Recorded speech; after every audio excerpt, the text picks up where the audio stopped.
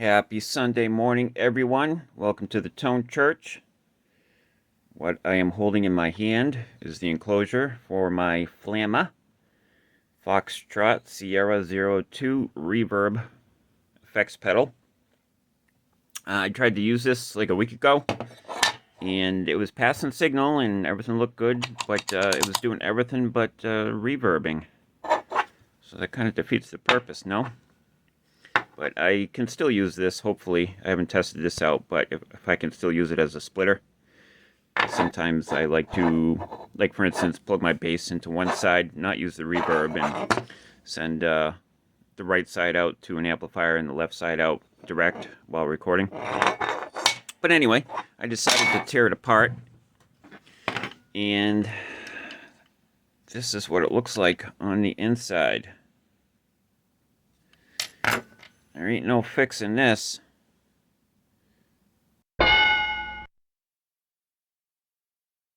I don't think the video is going to properly show just how microscopic those components are.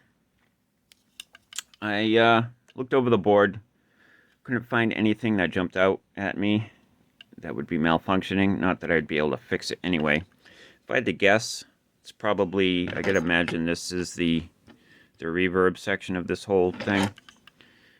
And I couldn't find anything on the internet with those numbers to possibly replace this daughter board. One thing I did notice, I don't know if you're gonna be able to see it though, but it looks like there was some rework on here. Right here, from here to here, there's a teeny tiny little microscopic pubic hair of wire. It looks like they had to jump for whatever reason. So good job on that, Flamma. Oh yeah, you can see it there. Just barely see it when the light catches it. But yeah, that's that. Which is fine, because I had happened to purchase a pedal PCB Sproing Reverb printed circuit board. So that's what we're going to build as a replacement. If that sounds interesting to you, hang on, here we go. Okay, here is our schematic for the Sproing Reverb. And again, we're using this Accutronics Digitalog Reverb, model BTDR-2H. Now, all these do is they take your signal and they add reverb to it. So you can't adjust, like the dwell of the reverb. You have to buy either short, medium, or long. I guess it would be the dwell along the decay of the reverb. All we can do with this is blend your dry signal with the reverb signal that this makes. So they're handy, but they're not that handy, but they sound pretty nice. All right, this has 6 pins on it, on the back here. Pin 1 is your 5 volts, and we need regulated 5 volts for this, and we're using a 78 LO5 voltage regulator. We have a power ground, we have our input, we have a signal ground, and we have output 2 and output 1. Now on the Accutronics website, they provide a couple of schematics to use this thing. And it looks like Pedal PCB has basically almost verbatim copied one of their schematics. But let's go through Pedal PCB's schematic here. So the signal comes in, we have a coupling cap. I believe this is an input buffer. From there, we get to this node, and it can go in 2 directions. It can go this way, or it can go down. This will be your dry signal, going to the output op amp. If we go down, come through here, and we have a 33K in parallel with this, can't read it from here, but I think it's a 15 nano. I believe what this is doing is your signal gets here, and I believe this lets high frequencies jump on past this resistor and pass on through to the reverberator. Anyway, comes through here, and you see these lines that I drew here. This is basically the Accutronics part of the schematic that they used. The only difference is here on the Accutronics one, after this 10K resistor, is a 22 nanofarad capacitor. But anyway, we go into the inverting section of a TLO72. We have a 22K resistor setting the amount of gain. So we're boosting our signal and we're shooting that into pin 3, which is our input of the Accutronics Belton Brick reverberator. It gets reverbed, comes out on pin 6, and we see over here pin 6 is output 1, pin 5, output 2 is not being used. On the Accutronics schematic, what they do is they use both outputs. They push them both into a 5K resistor, and that goes into a 50K pot. The pedal PCB one just comes straight out into a 10K pot. Alright, so we can allow our reverb signal to pass on and mix with our dry signal, or we can make it real easy for the reverbed guitar signal to go to ground, which attenuates it. Anyway, pass through there, we go up here into an inverting section of an op amp, a TLO72. And this is interesting because we have the dry signal coming through going to the non-inverting section, and we have the reverbed section going into the inverting section. So that's kind of neat. Not exactly sure how all that's going to work, but I'm sure it works just fine. 10K to set our gain. And then this is where the Accutronics schematic ends.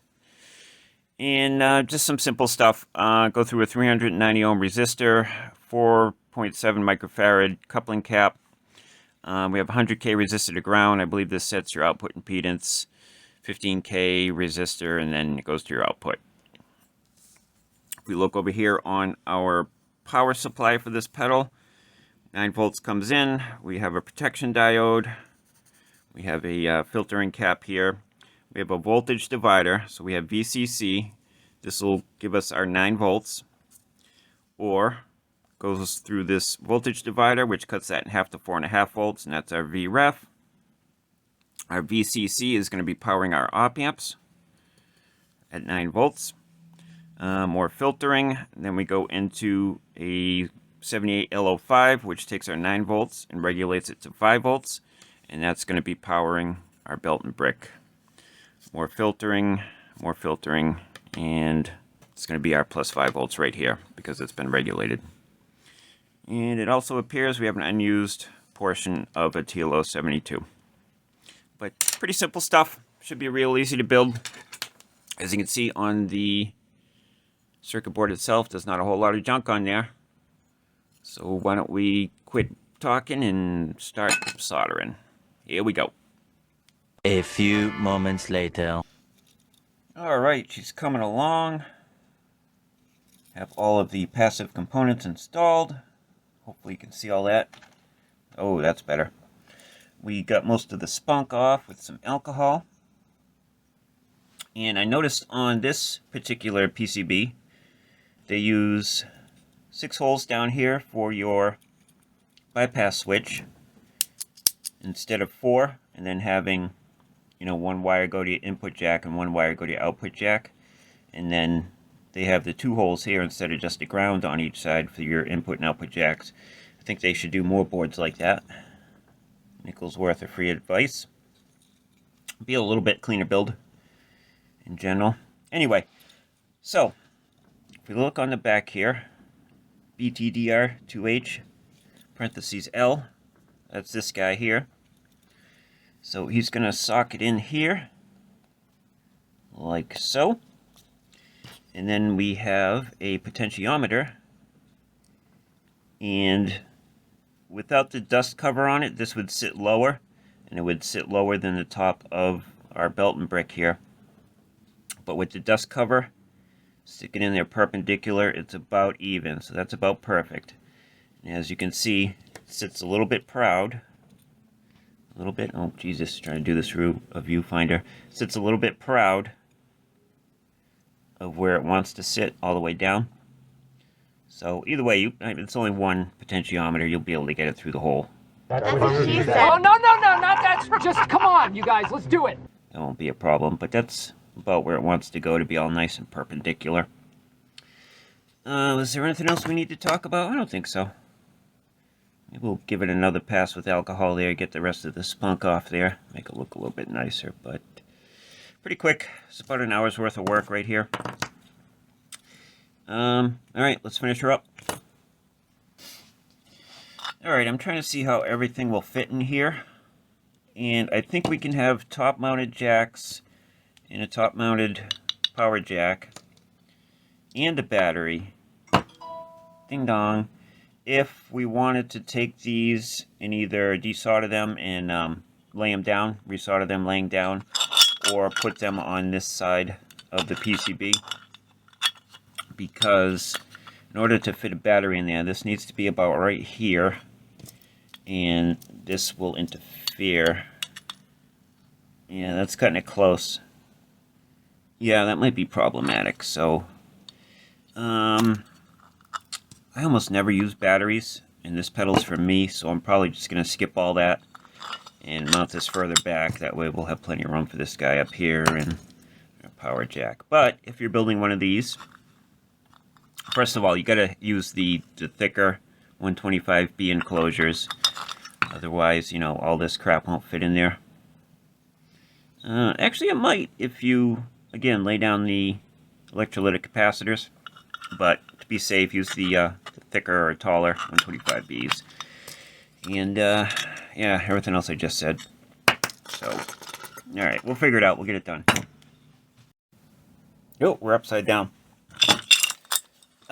Here is something you don't realize until you build it. Alright, so we have our holes for our bypass switch and our potentiometer. If you're building one of these at home, normally we get our little potentiometers here in this little tab right here. We normally break those off because we don't need them. It requires drilling of another hole for that to fit into, and that keeps the potentiometer from spinning. And normally we don't use those, but on this one, since we only have 2 points securing this whole thing, you know, this can kind of spin freely like that. So it may be worth, you know, not breaking off that tab and drilling a hole for that to keep this from being like this. But should be fine the way it is. We'll tighten them down and blah, blah, blah. Just a thing. All right, moving on. Boom. There she is. Looking pretty sweet. Nice clean build. And if we look in here, like I was saying, these 4 electrolytic capacitors, so we have a 4.7, a 47, somewhere here, and 2 100s. If we put these two guys on the other side of the board, we can push this whole thing up there because we'll have, this won't be hitting this guy here, so we can push this whole thing up and then we'll have plenty of room to put a battery over here. So if you build one of these and you want a battery, that's how you gotta do it. Either that or get a monster-sized enclosure. But for the 125B we've got here. Alright. Didn't take long, maybe an hour and a half to put together. Looking pretty nice and clean. Pretty satisfied. Does it work? Who knows? Let's find out. Oh, yeah, one last thing. I used the red foot switch from Stompbox Parts. It's the Pro line foot switch, solder lug foot switch. The red is a 3 kilogram push, and I had been using these black ones, which is the 1 kilogram push, and yeah, I like the black ones better. Once you go black, you never go back. So what's your viewpoint on that? You know why. But I wanted to try out the red one, but I think in the future we're just going to continue using the black 1 kilogram clickies here.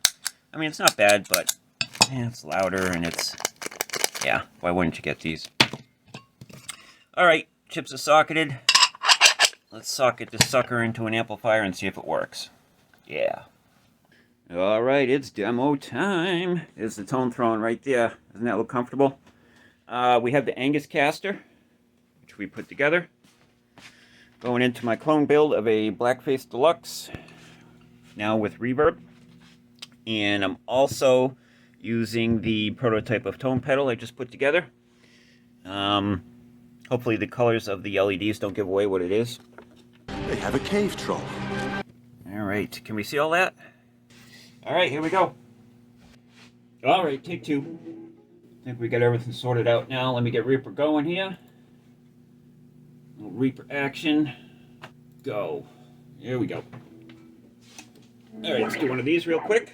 I think we're clipping a little bit. Clean tone.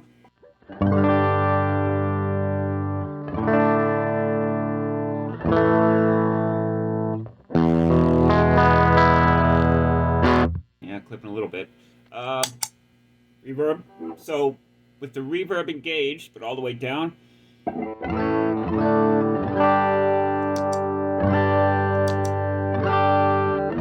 sounds identical, which is nice. Let's go to 9 o'clock. A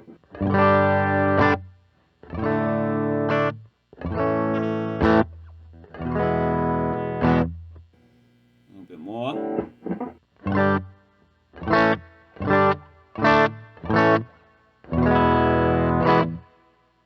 Halfway up.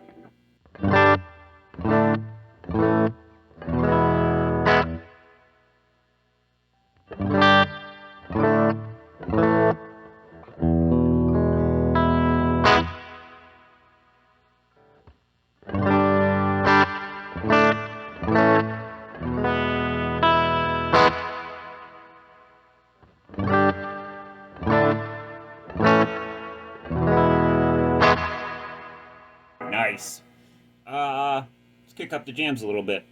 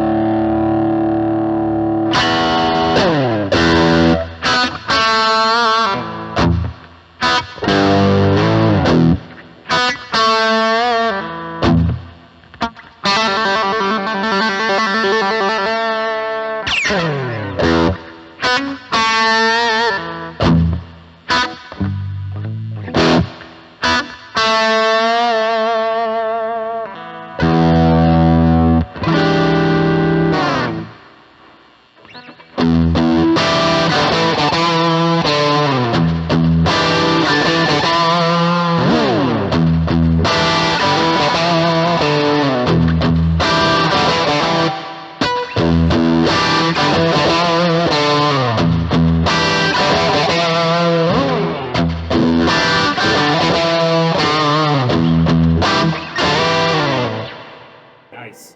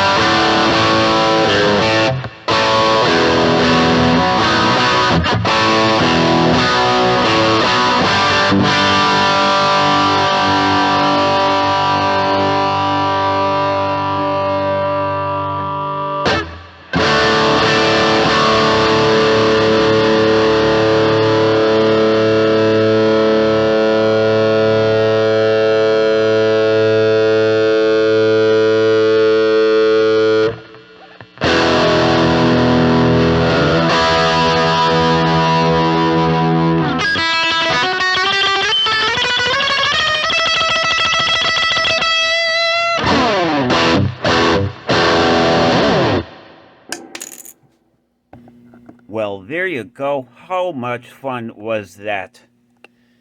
Reverb pedal sounds really great. You know, just a one knob pedal and it does the trick. It sounds great to me. I don't know. What did you think?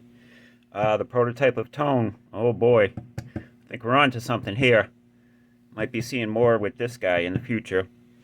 And the amps sound great with our new Jupiter speaker. And wow, what a great day. What a great Sunday. Oh yeah, I almost forgot. We have a Patreon. If you like what we do here, you find this entertaining. Are you not entertained? Head on over there. Maybe check it out. Maybe sign up. Every month, I give away a pedal I build. This month, December 1st, 2023, year of our Lord, giving away this one. The Priest Tone 8414, which is a clone build of a Jackson Audio, wait for the Honda Civic to go by, Jackson Audio 1484, Silvertone, Twin 12, whatever. It's this thing. It's awesome. You want it. A couple bucks a month. You can have all sorts of fun that we're having over there and have a chance to win a pedal. All right. Back to our regularly scheduled program. All right, everybody, hope you enjoyed it. I want to thank all my Patreon supporters, subscribers, thumbs uppers, commenters, and, of course, most importantly, I want to thank your mom. Rock on and prosper. Done.